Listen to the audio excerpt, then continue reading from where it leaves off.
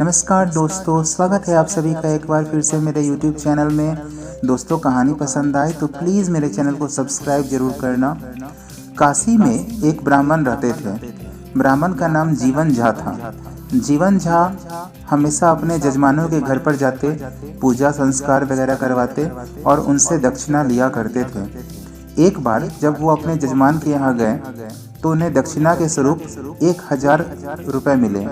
उसमें पंडित जी ने अपनी धर्मपत्नी के कहे अनुसार 500 रुपया की एक बकरी खरीदी, क्योंकि वह सोचे कि बकरी अगर घर में आ जाएगी तो उससे उसका दूध निकालकर वह पिया सकेंगे और उसे बेचकर व्यापार भी कर सकेंगे। ब्राह्मण के पास इतनी रुपए नहीं थी कि इससे वो गाय खरीद सकते, इसलिए उन्होंने बकरी खरीदने का ही निर्णय लिया। जब बकरी उन्होंने 500 रुपये में खरीद लिया तो उनका घर बाजार से बहुत दूर था।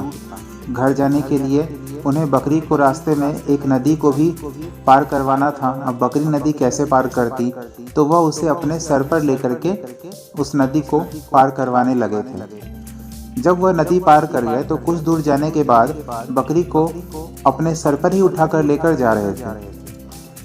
एक चीज था वहां पर कि रास्ता वहां सुनसान था और वहां पर 4 ठगों ने पंडित जी को देखा।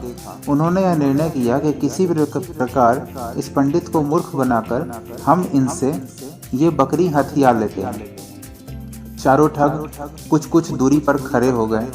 पहला ठग उसे पंडित जी को देखा तो पंडित जी को बोला, प्रणाम पंडित जी। फिर उसने कहा कि महाराज, क्या आप जुल्म कर रहे हो?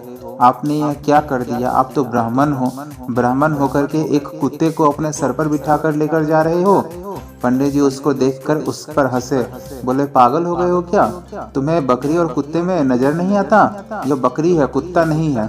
तो वह ठग जोर जोर से हंसने लगा और कहा, क्या महाराज, क्या मजाक कर रहे हो? यह कुत्ता है, सब लोग देख सकता है कि कुत्ता है। पंडित जी ने आसपास नजर घुमाया तो वहां पर कोई नहीं था। वह उस ठग को पागल समझकर आगे बढ़ गए। लगभग वो 50 मीटर 100 मीटर आगे गए होंगे तो एक दूसरा ठग उनको मिला।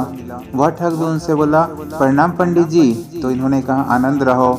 तब ये बोले, पंडित जी, आनंद में तो हम रहेंगे, लेकिन आप एक बात बताओ, आप इस कुत्ते को सर पर रख करके क्यों ले जा रहे हो?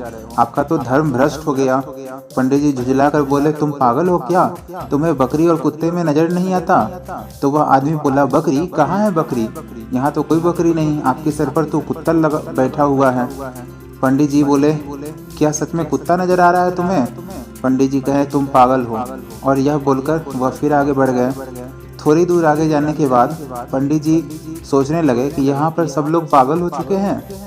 उसके बाद तीसरा ठग उन्हें पंडित जी को मिला। पंडित जी से उसने भी यही कहा, प्रणाम पंडित जी। आशीर्वाद प्राप्त किया पंडित जी से। और उसके बाद फिर तीसरे ठग ने भी उनसे कहा, पंडित जी, यह आपने क्या कर दिया? अब तो आप ब्राह्मण नहीं रहे। तो क्या हुआ भाई, क्यों मैं ब्राह्मण नहीं रहा?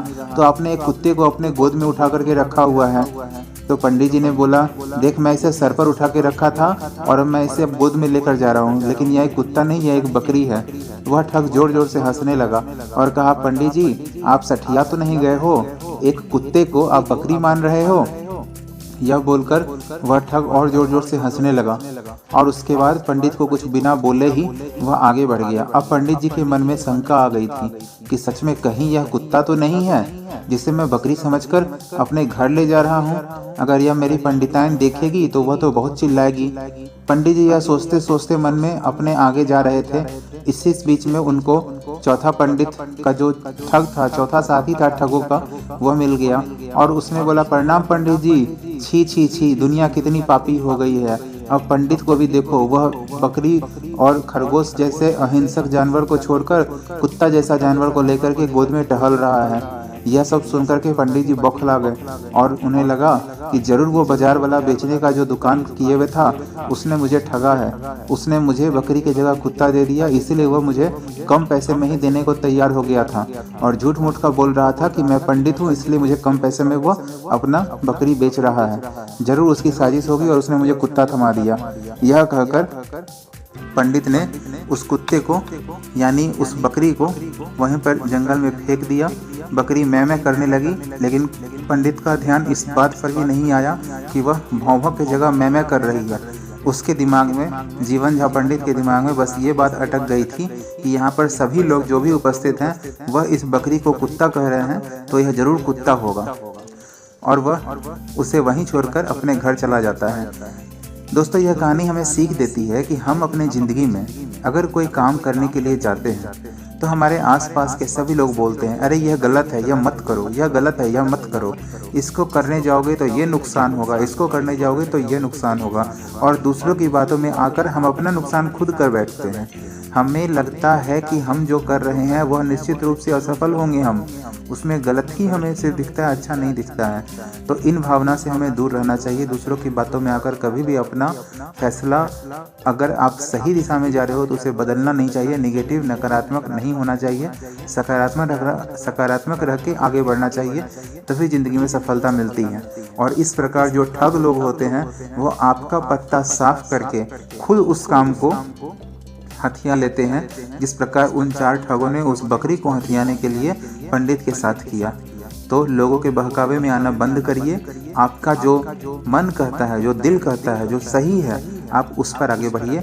आपको ज़िंदगी में खुशी ही खुशी मिलेगी। दोस्तों, मेरी कहानी अगर पसंद आए तो कृपया कर मेरे चैनल को सब्सक्राइब जरूर करना और लाइक जरूर करना, वीडियो को कमेंट करना। धन्यवाद मित्रों।